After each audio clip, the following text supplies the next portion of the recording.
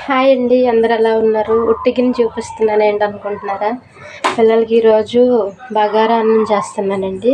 ఇవ్వండి దినుసులు: జీలకర్ర, షాజీరా, సోంపు, జీడిపప్పు, దాల్చిన చెక్క, లవంగం, మరాఠీ మొగ్గ, జాపత్రి అండి. కాయ కూడా ఇంకోండి 2 ముక్కలు వేసాను. ఇవ్వండి. ఇప్పుడైతే ఇంట్లో చేసిన ఫ్రెష్ నెయ్యి వేస్తున్నాను. మళ్ళీ పైన వేసుకున్న 1 స్పూన్ వేస్తున్నానని కొంచెం ఆయిల్ కూడా వేస్తాను.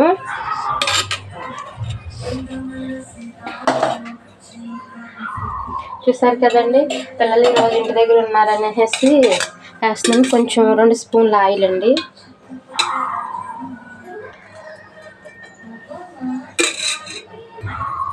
నెయ్యి ఆయిల్ అయితే వేసాను కదండి, అది కొంచెం కాగుతుందండి. ఏం రైస్? బ్రౌన్ రైస్తో చేస్తున్నానండి బిర్యానీ. బ్రౌన్ రైస్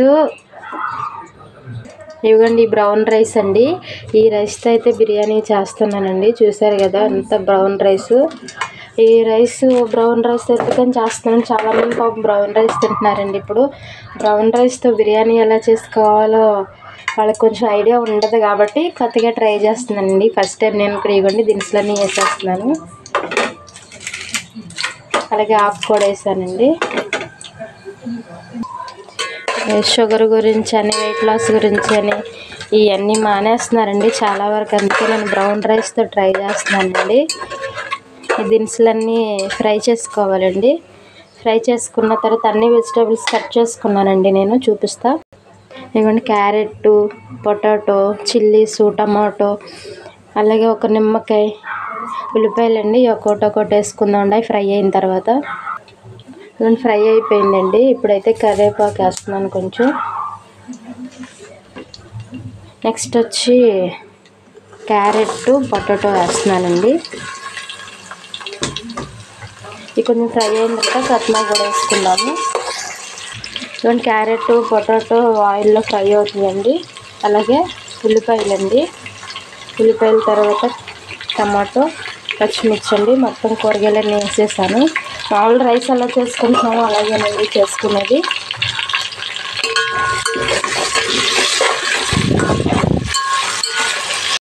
ఇవన్నీ అవన్నీ ఫ్రై అయ్యి మగ్గుతూ ఉంటాయండి. మేము కాసేపు మూత పెట్టేద్దాం. కొంచెం కొత్తిమీర వేసి కొంచెం తిప్పుకోండి.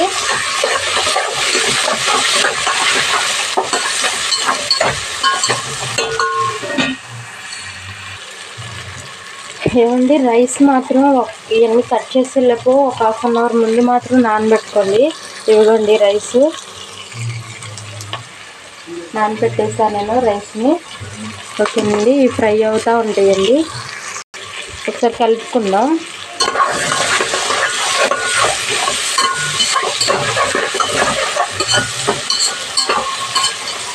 పొటాటో కొంచెం మగ్గింది అనుకుంటే మనం అల్లం వెల్లుల్లి పేస్ట్ వేసుకున్నాను. మగ్గలేదండి, చూసారు కదా. పొటాటో అయితే మగ్గిందండి. క్యారెట్, పొటాటో అన్నీ మగ్గాయి. ఇప్పుడు అల్లం వెల్లుల్లి పేస్ట్ 1 ఫుల్ స్పూన్ అండి. ఇదిగోండి 1.5 స్పూన్ వేసానండి. నేను 1 ఫుల్ స్పూన్ వేసి మొత్తం కలిపేసాను. ఇది కొంచెం అల్లం వెల్లుల్లి పేస్ట్ కూడా ఫ్రై అయిన తర్వాత లెమన్ పిండుకుందాం. అల్లం వెల్లుల్లి పేస్ట్ కూడా ఫ్రై అయిపోయిందండి. ఇప్పుడు లెమన్ అయితే పిండేసుకుందాం. గింజలు తీసేసి పిండండి, చేదు పోయిద్ది, లేకపోతే కొంచెం చేదు వస్తుంది.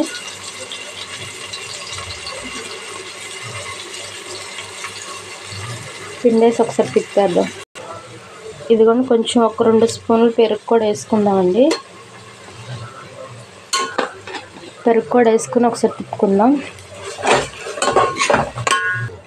ఇదిగోండి, మొత్తం కలిపేసుకున్నానండి. పెరుగు కూడా వేసి ఒక 5 నిమిషాలు అలా మగ్గనిద్దామండి. వాటర్ వస్తుంది. బాస్మతి రైస్ అండి. ఇదిగోండి, ఈ గ్లాస్తో తీసుకున్నా నేను 2 గ్లాసులు. 5 గ్లాసులు నీళ్ళు పోద్దాం. అంటే గ్లాస్కి 2 గ్లాసులు ఉన్నారండి వాటరు. ఇదిగోండి, కొంచెం పసుపు వేద్దామండి. కొంచెమేనండి, చాలా తక్కువ పసుపు. తర్వాత 1/2 స్పూన్ కారం అండి. చాలా తక్కువ అండి కారం కూడా, పిల్లలకి కదండి, తక్కువ వేసుకోండి. కొంచెం జీలకర్ర, ధనియాల పౌడర్ అండి. 1.5 స్పూన్ అండి. ఇవన్నీ కలిపేసుకుందామండి.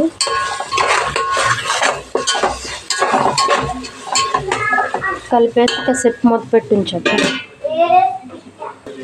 ఇదిగోండి మొత్తం ఫ్రై అయిపోయింది. ఇప్పుడు ఈ గ్లాస్తో 5 గ్లాసులు నీళ్ళు పోస్తాను.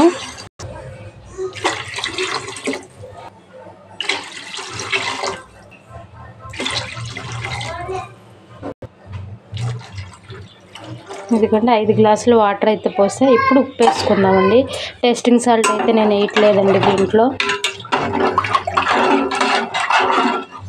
ఇదిగోండి ఉప్పు వేస్తున్నా, కళ్ళు ఉప్పు అండి. ఇది కొంచెం ఎక్కువే పడిద్దండి, కళ్ళు ఉప్పు వెజిటేబుల్స్ కూడా ఉన్నాయి కాబట్టి.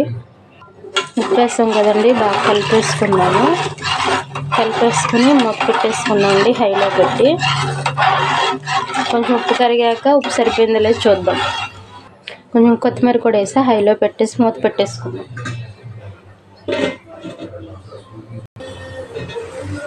ఇదిగోండి వాటర్ అయితే మరిగిపోయినాయి. ఇప్పుడు రైస్ వేసుకుందాం.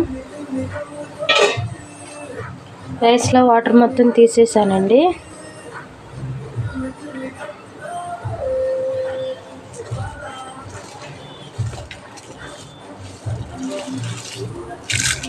బ్రౌన్ రైస్ అండి, 1 అవర్ అవుతుంది నానబెట్టేసి. ఎప్పుడైనా బ్రౌన్ రైస్ బిర్యానీకి నానబెట్టుకోండి, మామూలుగా వండుకోవడానికి అయితే అవసరం లేదు. తిప్పుకుందామండి ఒకసారి. తిప్పేసి మూత పెట్టేసుకుందాం.